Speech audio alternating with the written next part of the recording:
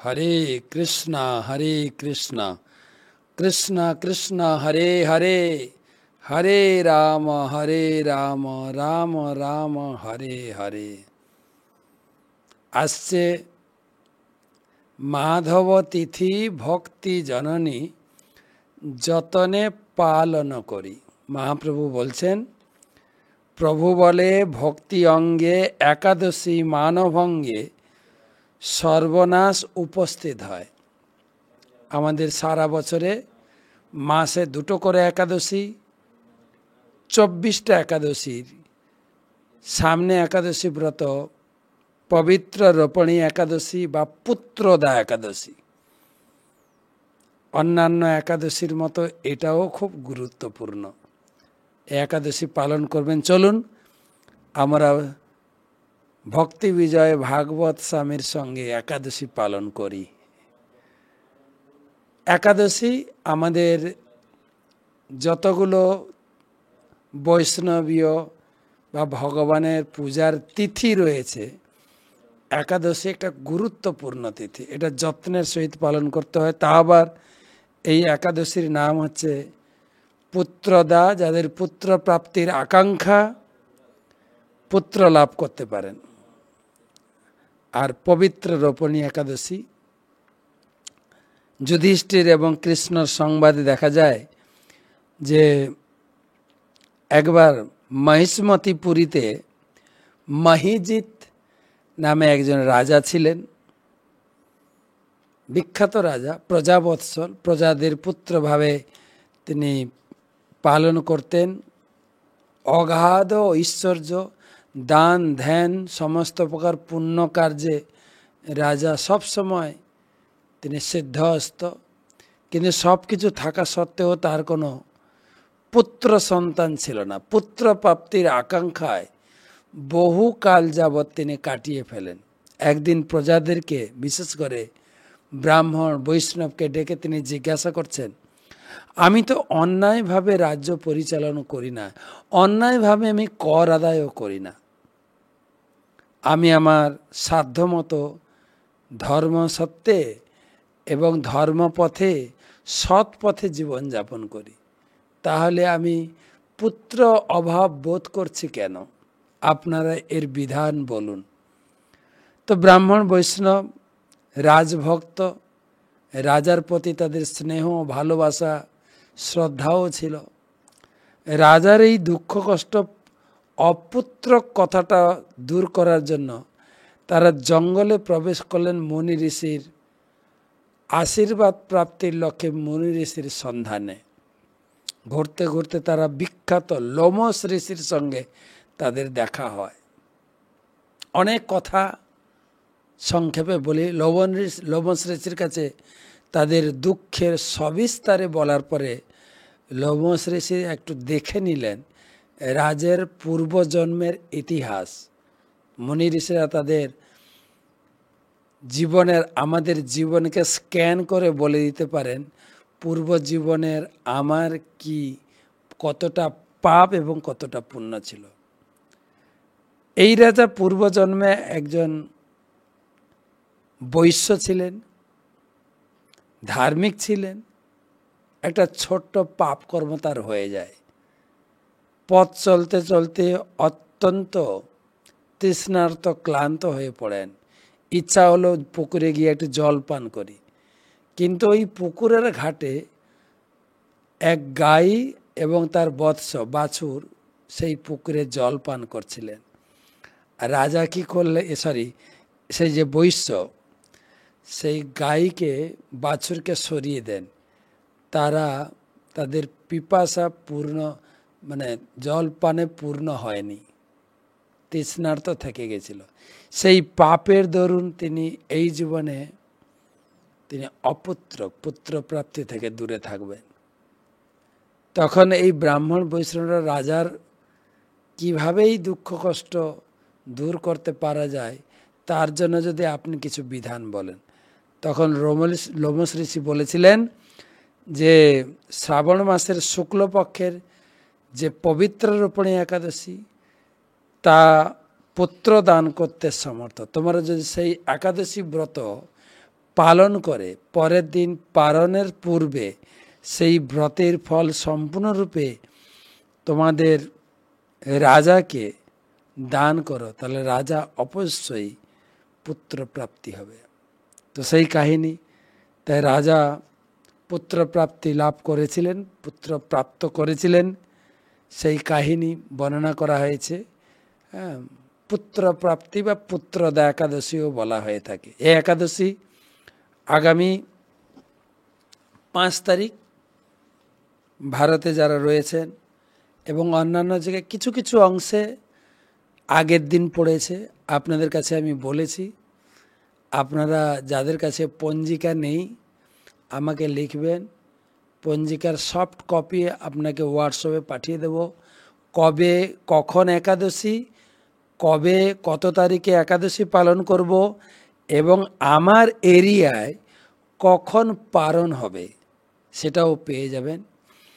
আর যারা পুত্র প্রাপ্তির কামনা করেন এই একাদশী ব্রতটা ভালো করে পালন করুন।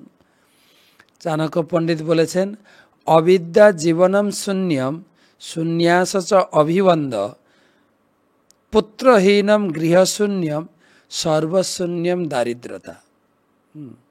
অবিদ্যাটা জীবনের একটা শূন্য, যেখানে মন্দির নাই সেই জায়গাটা শূন্য।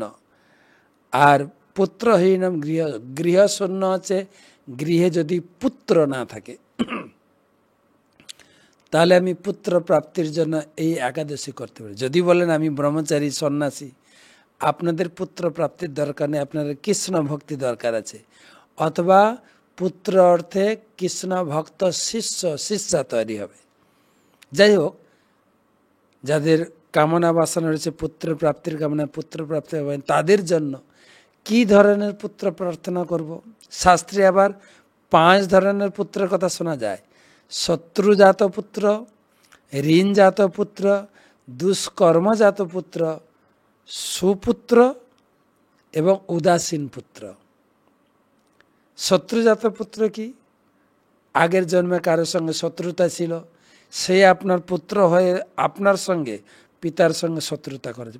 খুব শোনা যায় ছেলে বাবার সঙ্গে শত্রুতা করছে, বাবা পুত্রের সঙ্গে শোনা যায় বাবা খুন করলেন পুত্রকে।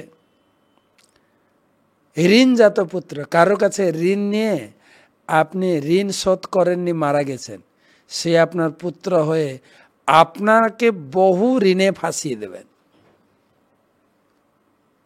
তৃতীয় পুত্র দুষ্কর্মজাত পুত্র হয়ে বিভিন্ন প্রকার দুষ্কর্মে জড়িয়ে আপনার বদনাম করবে। সুপুত্র হচ্ছে ভালো, সে বাবার বাধ্য সন্তান, ধর্মকর্ম করে, পিতাকে পুত নামক নরক থেকে উদ্ধার করে, সে হচ্ছে সুপুত্র। আর উদাসীন পুত্র মানে ঘর বাড়ি ছেড়ে সন্ন্যাসী ব্রহ্মচারী হয়ে গিয়ে সম্পূর্ণরূপে পিতাকে ত্যাগ করে ভগবানের সেবায় জীবন উৎসর্গ করেছেন। এই আরেকটু উন্নত সুপুত্র, তারপরে উন্নত পুত্র। তা আপনি ভগবানের কাছে পুত্র প্রাপ্তির লক্ষ্যে আপনি এই একাদশী ব্রত ভালো করে করতে পারেন। তাই সেই ধরনের যে ধরনের পুত্র কামনা করবেন পাবেন। আর যাদের আমাদের পুত্র প্রাপ্তির দরকার নেই, ভগবত ধামে যাওয়ার জন্য এই একাদশী ব্রত ভালো করে পালন করুন। বলা হয়েছে একাদশী ব্রত তো করবেন, এই পবিত্র একাদশীর মাহাত্ম্য শ্রবণে সর্ব পাপ নষ্ট হয়, ইহলোকে পুত্র সুখ প্রাপ্ত হয় এবং পরলোকে স্বর্গপ্রাপ্তি ঘটে এবং পরমার্থবাদীদের ভগবত ধাম বাস হয়। তো বিভিন্ন রকম দেওয়া আছে, আপনার যেটা প্রয়োজন। সব থেকে বড় হচ্ছে এই জন্ম মৃত্যুর চক্র থেকে মুক্তি হয়ে ভগবত ধামে ফিরে যাব। কেবল পুত্র প্রাপ্তি হলেও জীবনের দুঃখ মিটে যাবে না। সম্পূর্ণরূপে দুঃখ মেটাতে গেলে আমাকে ভগবত ধামে পৌঁছাতে হবে, তাও সম্ভব একাদশী ব্রত পালনে। আমি আগেও যেরকম বলেছি যে আগের দিন রাত্রে অর্থাৎ 4 তারিখ সন্ধ্যায় অথবা 5 তারিখ ভোরে সূর্য উদয়ের আগে আপনি হাতে জল নিয়ে সংকল্প করবেন হ্যাঁ, সে সংকল্প মন্ত্র তো আপনাদের আগে অনেকবার বলে দিয়েছি, সহজভাবে বলেছি। হ্যাঁ, ওম তৎসদদ্য শ্রাবণ মাসে, হ্যাঁ, শুক্লপক্ষে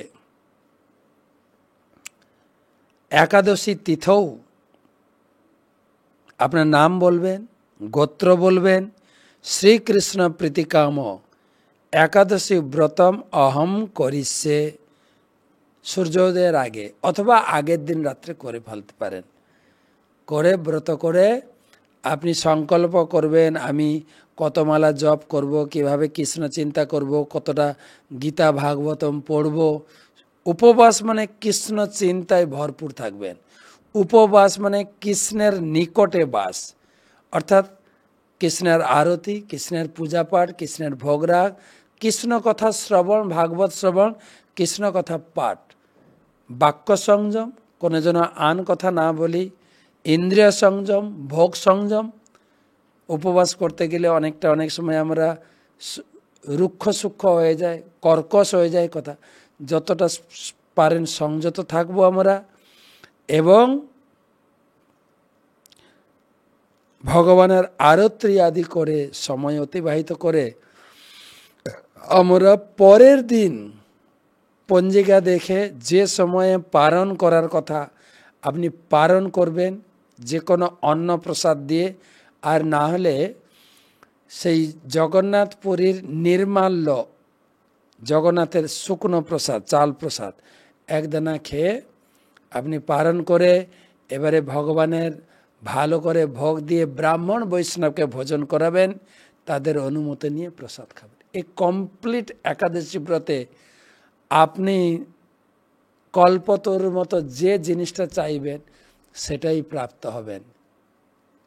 সবার একাদশী ব্রত ভালো করে হোক, একাদশী ব্রত ভালো করে করুন, ভগবানের কাছে প্রার্থনা করি এবং রাধারানীর কাছে প্রার্থনা করি।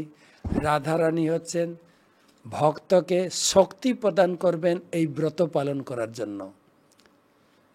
তো পবিত্র রপণী অর্থাৎ পুত্রদা একাদশীর ব্রত ফল লাভ করুন। ভালো থাকবেন, সুস্থ থাকবেন।